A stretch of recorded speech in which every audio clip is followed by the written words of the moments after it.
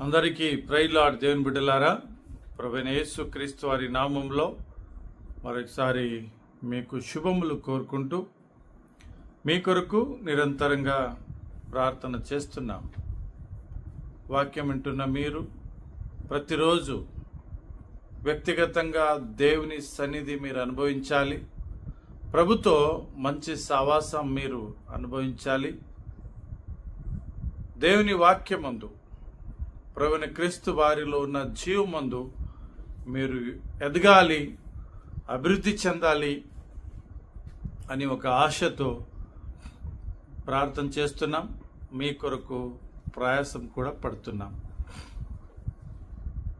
మరి ఈరోజు క్యాలెండర్లో వాక్య భాగం, దేవుని వాక్య భాగం మనం చూసినట్లయితే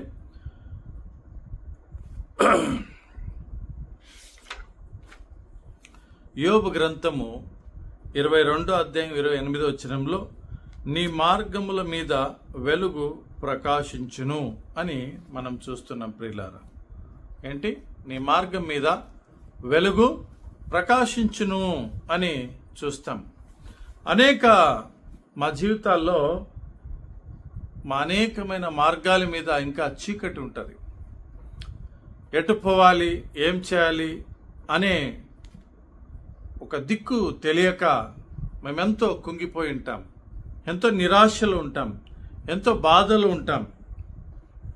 వీటన్నిటికీ దేవుని వెలుగు, దేవుని మార్గంలో ఉన్న వెలుగు మనకెంతో అవసరంగా ఉంటుంది. ప్రియులారా, అనేక చోట్ల అనేక సార్లు ప్రార్థన చేస్తాం, మార్గం తెలియదు, ఏం చేయాలో అర్థం కాదు. ఎందుకంటే అనేక సార్లు మా మార్గం మీద, మా ఆలోచన మీద, మా కార్యం మీద, మా సేవ మీద, పరిచర్య మీద వెలుగు ప్రకాశించదు. అనేకసార్లు మనం కూడా నిరాశ అనే చీకట్లో పడిపోతాం. యోబు గారు యోబు 3వ అధ్యాయము 4వ వచనంలో ఆ చివరి భాగంలో అంటాడు, వెలుగు దాని మీద ప్రకాశింపకుండునుగాక అంటాడు. 4వ వచనం చివరి భాగంలో, మొదటి భాగంలో ఏమంటాడు? ఆ దినము అంధకారమగునుగాక, పైనుండి దేవుడు దాన్ని నెంచకుండునుగాక అంటాడు. దాంట్లో కౌంట్ తీసుకోవద్దు, వద్దు దేవుడు, వెలుగే వద్దు దేవుడు, అట్లే చీకటిని ఉండని అనిపిస్తుంది. అంటే మన జీవితాల్లో కొన్ని సందర్భాలు వచ్చినప్పుడు, పరిస్థితులు అట్లున్నప్పుడు అనేక సార్లు కుంగిపోతాం, నిరుత్సాహపడిపోతాం. ఎందుకు అని అదే 3వ అధ్యాయం 20వ వచనంలో ఏమంటాడు ప్రభు అంటే, అక్కడ వాక్యం ఏమంటుంది? దుర్దశలోనున్న వారికి వెలిగియబడుట ఎలా? దుర్దశలో ఉన్న వారికి వెలుగు ఇవ్వబడుట ఎలా అంటాడు. నీ స్థితి ఎట్లా ఉండని, నీలో ఎంత చీకటి కమ్మి ఉండని, దేవుడు నిన్ను ప్రేమిస్తున్నాడు, దేవుడు నిన్ను కనికరిస్తున్నాడు, నీ మీద దయ, ప్రేమ, జాలి ఎప్పుడూ ఉంటుంది. ఎంత నిరాశకరమైన జీవితము, పరిస్థితి నీవు వెళ్ళిపుతున్నప్పటికీ, నీకు అసహాయకరంగా ఉన్నప్పటికీ, నిరాశ వచ్చినప్పటికీ, చాలా మానసిక ఒత్తిడిలో ఉన్నప్పటికీ దేవుడు నీ మీద గొప్ప వెలుగు ప్రకాశిస్తున్నాడు. అందుకే యెషయా గ్రంథము 60వ అధ్యాయం మొదటి వచనం మనం చదివినట్లయితే ప్రియులారా, అక్కడ ఈ రీతిగా రాయబడింది, నీకు వెలుగు వచ్చి ఉన్నది, లెమ్ము తేజరిల్లుము, యెహోవా మహిమ నీ మీద నుండును.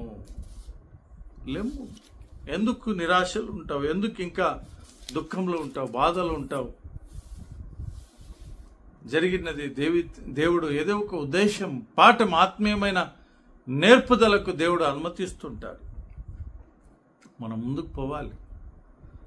అదే యెషయా గ్రంథం 60వ అధ్యాయం 20వ వచనంలో ఏం చెప్తాడంటే, దేవుడు నీ దుఃఖ దినములు సమాప్తమగును. దుఃఖం ఎవరికి లేదు చెప్పండి? అందరికి ఉన్నాయి. కన్నీళ్ళు ఎవరికి లేదు చెప్పండి? అందరికి ఉన్నాయి. అందుకే నా దుఃఖ దినాల్లో నన్ను ఆదరించడానికి, నా కన్నీళ్ళని తుడవడానికి దేవుని వెలుగు, దేవుని సన్నిధి, దేవుని ప్రేమ మాకెప్పుడు ఉంటుంది.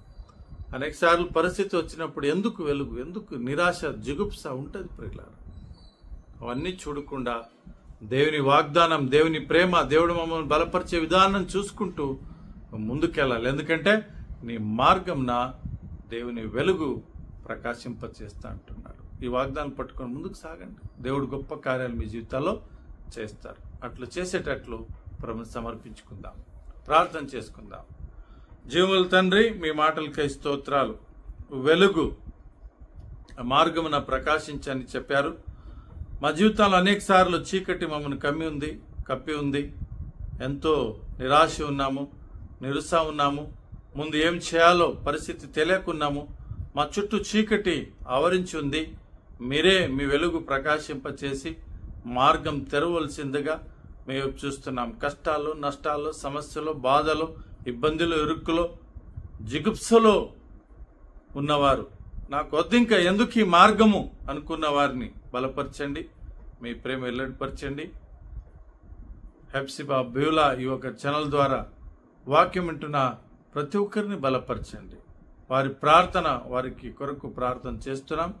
వారి ప్రార్థన ఎప్పుడు మీరు వినే దేవుడు గనుక మీకే స్తుతి స్తోత్రాలు చెల్లించుకుంటూ క్రీస్తు మహిమగల నామంలో ప్రార్థించి కృతంతో సమర్పించుకుంటున్నాం తండ్రి.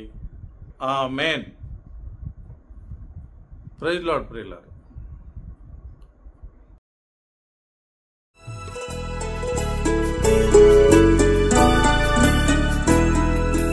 దేవునికి మనము తగినట్టుగా నడుచుకొనుటయే దైవ చిత్తము. క్రీస్తుననుసరించి నూతన జీవముతో నడుచుకొనుటయే కృపా సహితము. దేవునికి మనము తగినట్టుగా నడుచుకొనుటయే దైవ చిత్తము. క్రీస్తుననుసరించి నూతన జీవముతో నడుచుకొనుటయే కృపా సహితము.